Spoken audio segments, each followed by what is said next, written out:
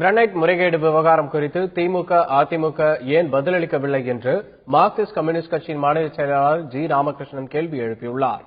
பொள்ளாச்சி பிரச்சார கூட்டத்தில் கலந்து கொண்டு பேசிய அவர் இதனை தெரிவித்தார்.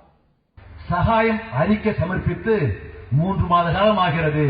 10 ஆண்டு காலம் நீங்கள் ஆட்சி இருந்தீங்க. 20 ஆண்டு காலம் முறைகேடு நடந்திருக்கிறது. நீங்க பதில் சொல்ல வேண்டாமா? நீங்க பதில் சொல்ல மாட்டீங்க. உங்களுக்கு மக்கள் அளிக்க வேண்டிய தீர்ப்பு இருக்கிறது.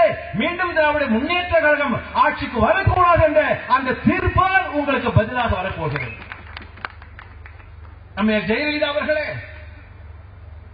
2வது முறை ஆட்சிக்கு வந்திருக்கிறீங்க. கிரனைட் கொலை தொடர்ந்து நடைபெற்று வந்திருக்கிறது. நீங்கள் பதில் சொல்ல வேண்டாமா? 20 ஆண்டு காலமாக அந்த கிரனைட் சம்பந்தமாக மாநில அரசு பிறப்பித்த ஜிஓக்கள் என்பது அரசாணை என்பது 120 அரசாணைகள்.